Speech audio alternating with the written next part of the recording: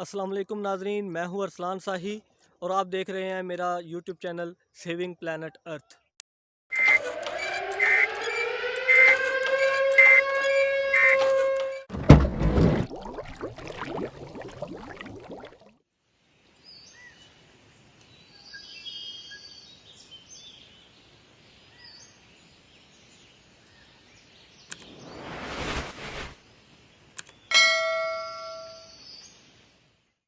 हमसाया मुल्क भारत में गुज़िश्ता 4 माह से किसान सरापा एहतजाज हैं।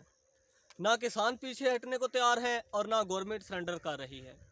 सबसे पहले तो ये समझने की ज़रूरत है कि किसान एहतजाज कर क्यों रहे हैं। पिछले साल यानी कि सन 2020 में सितंबर में हुकूमत ने 3 बिल पास किए। उन बिलों के मुताबिक हुकूमत ने कारपोरेट फार्मिंग इंट्रोड्यूस करवाई। मतलब बड़ी बड़ी कॉरपोरेट्स किसान के साथ पहले से मुआहदा करेंगी, बीज वगैरह सब कुछ वो प्रोवाइड करेंगी और बाद में प्राइस भी रेगुलेट करेंगी। दूसरी बात, किसान अपनी फसल किसी भी स्टेट में जाके बेच सकते हैं।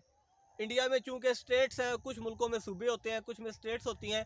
इंडिया में स्टेट्स हैं तो किसान अपनी फसल किसी भी स्टेट में जाके बेच सकते हैं और किसी भी स्टेट की कोई भी गवर्नमेंट किसान उन बेचने वालों पे कोई भी टैक्स या मार्केट फीस इम्पोज नहीं कर सकेगी।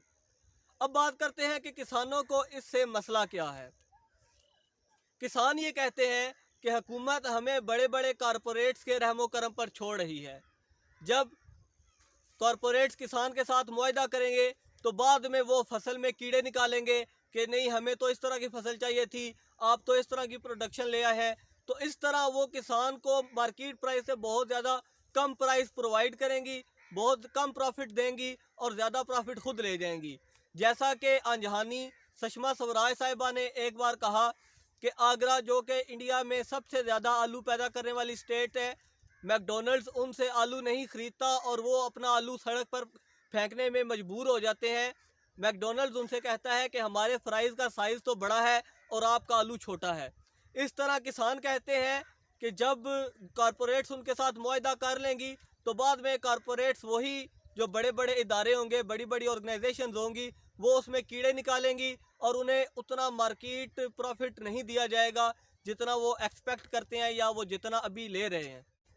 दूसरी बात, किसान ये कहते हैं कि अगर मिडल मैन यानी कि आड़ती निकल जाता है तो कुछ अरसे बाद मंडियां ख़त्म हो जाएंगी और कॉरपोरेट्स जो है वो इस सेक्टर को, इस जो इकोनॉमिक सेक्टर है, इसको टेक ओवर कर लेंगे। अब मिसाल के तौर पर मैं किसी बंदे को कहता हूँ कि मैं तुमसे आलू 100 रुपये में ख़रीदूँगा, मंडी वाला उसे कहता है कि वो 80 रुपये में ख़रीदेगा। तो मैं तो ज़ाहिर बात है जो उससे ज़्यादा प्रॉफिट ऑफ़र कर रहा है वो उसी के पास जाएगा। अब ये पहले तो अपनी बेस बनाएंगे, पहले ये उनको ज़्यादा प्रॉफिट देंगे, अपनी बेस बनाएंगे, मंडियाँ आहिस्ता आहिस्ता ख़त्म करेंगे और उसके बाद ये अपनी मनमानी शुरू कर देंगे। उसके बाद ये प्राइस रेगुलेट भी किया करेंगे और किसी चीज़ में ये कह सकते हैं कि किसी चीज़ की कमी करके या किसी चीज़ का बहरान पैदा करके उस चीज़ की प्राइस डाउन भी कर सकते हैं, अब भी कर सकते हैं।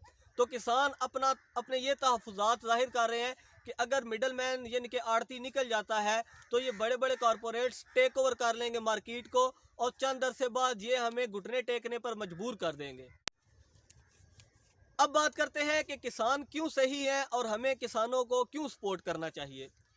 सबसे पहले तो ये समझें कि किसान हमारे इकोसिस्टम का, हमारे इस एनवायरनमेंट का फ्रंट लाइन सोल्जर है, फ्रंट लाइन सेवियर है, फ्रंट लाइन वॉरियर है।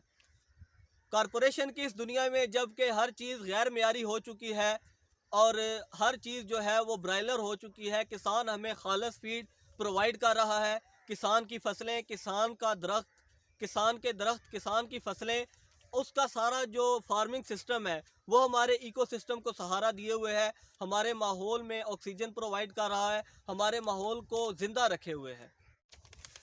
अगर किसान निकल जाता है, क्योंकि किसान कुछ अरसे तक तो करेंगे, मतलब काश्तकारी करेंगे, उसके बाद ये जब देखेंगे तो आहिस्ता आहिस्ता कॉरपोरेट्स जो है वो हमारे सेक्टर को टेक ओवर कर लेंगी, सब कुछ उनका होगा, मशीनरी भी उनकी होगी, प्रोडक्शन भी उनकी होगी।